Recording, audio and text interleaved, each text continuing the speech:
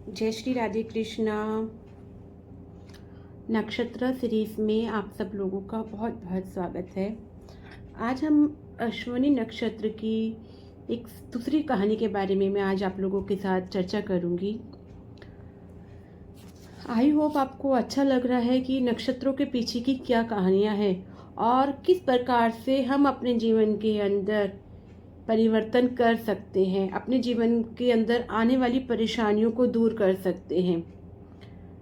इस अश्विनी नक्षत्र में एक कहानी और आती है कि पौराणिक कथाओं के अनुसार देवराज इंद्र के पास एक ऐसी शक्तिशाली औषधि बनाने की विद्या थी कि अगर वो उस विद्या से उस औषधि का निर्माण कर ले तो कोई व्यक्ति मृत नहीं हो सकता, जिसे कहा जाता था संजीवनी विद्या। तो वो चाहते थे कि वो इस ज्ञान को ऐसे व्यक्ति को दें जिससे इसका ये गलत हाथों में ना पहुँचे।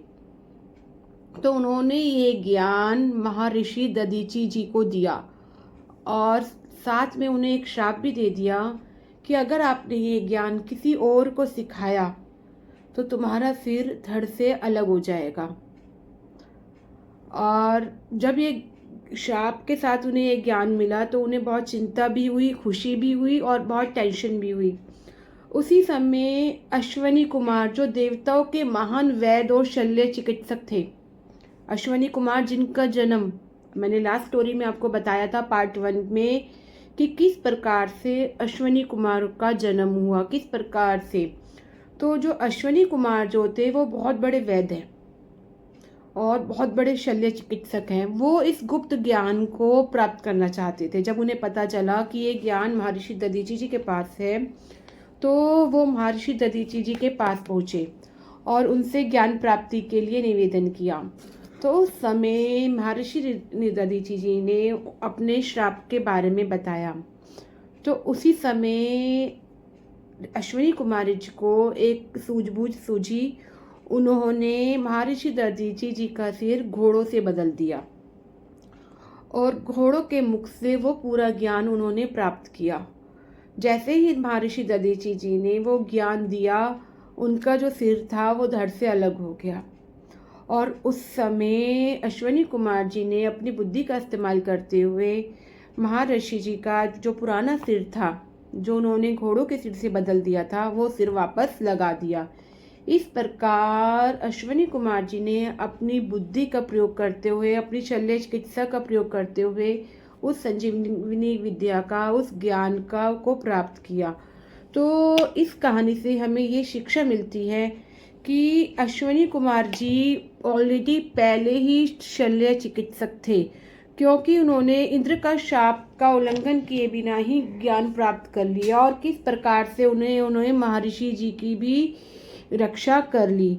तो ये कथा हमें बताती है कि महर्षि जो अश्विनी कुमार जी थे वो वैद्यों के वैद्य तो थे ही थे, बट शल्य चिकित्सा मतलब जो काट पीट वाली, उसमें भी वो एक्सपर्ट थे।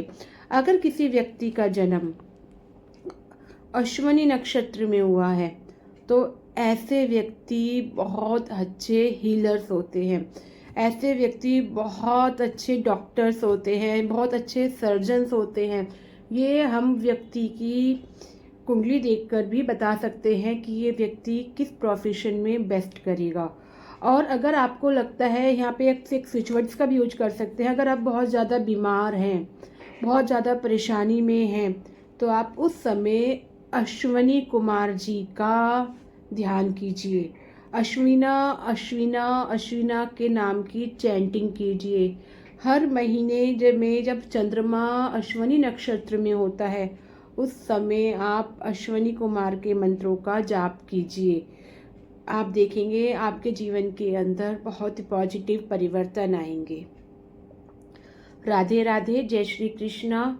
अभी अगर आप और ज़्यादा जानना चाहते हैं अश्विनी नक्षत्रों के बारे में तो वीडियो को लाइक कीजिएगा, कमेंट के अंदर अपने जो आपके जो व्यूज़ हैं वो ज़रूर दीजिएगा, जिससे मुझे मोटिवेशन मिले और मैं आप लोगों के समक्ष इसी प्रकार से ज्ञान देती जाऊं।